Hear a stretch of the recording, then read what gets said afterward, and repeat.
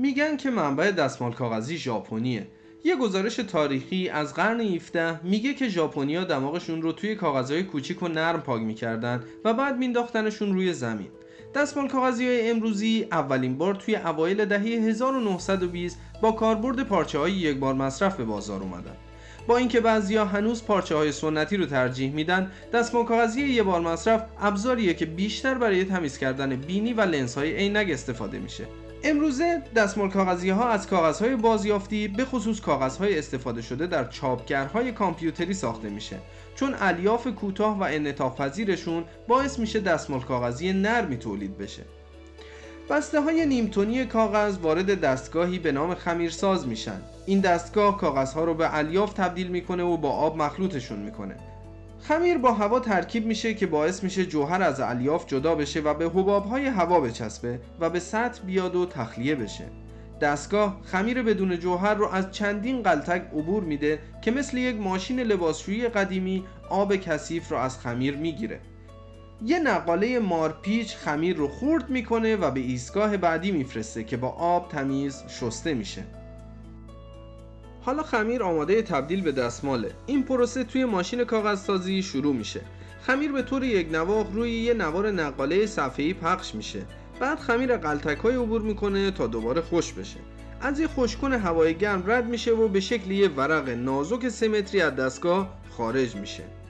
هر رول بزرگ که تولید میشه حدود 59 کیلومتر کاغذ داره.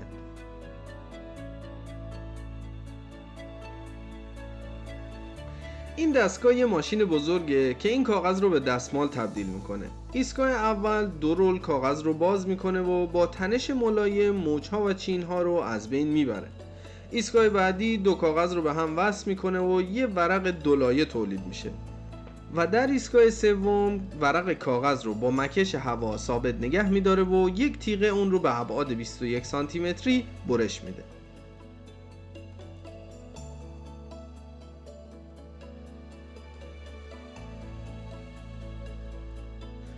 ایستگاه بعدی این ورقه‌های دولایه با ورقه‌های دولایه‌ای که از جهت مخالف میان برخورد میکنه.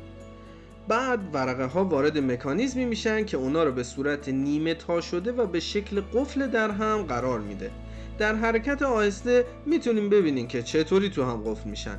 هر ورقه دولا میشه و نصفیش میره لای بعدی. این کار با سرعت 16 دونه در ثانیه انجام میشه. این فرایند یه دسته بزرگ از دستمال کاغذی های تا شده رو به عرض 1.5 متر تولید میکنه. ایستگاه بعدی این دسته بزرگ رو برای آماده سازی برش نهایی به دسته های کوچیکتر جدا میکنن. این دسته های کوچیکتر تعداد دقیق دستمال کاغذی های داخل جعبه رو مشخص میکنن. از 80 تا 250 ورقه بسته به فرمتی که بسته بندی میشه متفاوته. دسته های کوچیکتر حالا به ایستگاه بعدی میرن، جایی که یه اره دایره‌ای خودکار این نوار 1.5 متری رو به قطعات 20 سانتی تقسیم میکنه.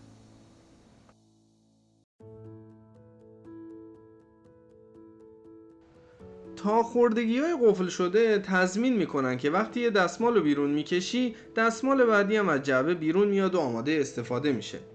برای تولید دستمالای سه‌لایه دقیقاً به همین روش عمل میشه، فقط با این تفاوت که ما توی این روش از 2 تا رول دستمال استفاده کردیم، ولی توی روش سه‌لایه از 3 رول دستمال باید استفاده بشه.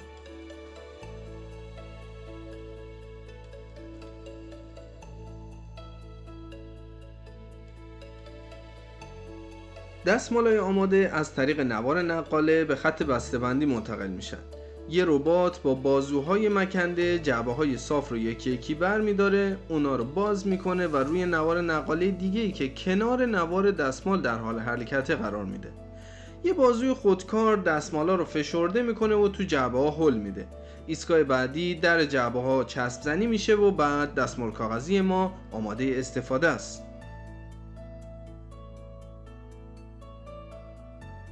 قسمت بالای جعبه، جایی که دستمال رو بیرون میکشیم، یه زبونه پلاستیکی شفاف داره با یه شکاف تنگ که باعث میشه گرفتن یه دستمال کار آسونی باشه.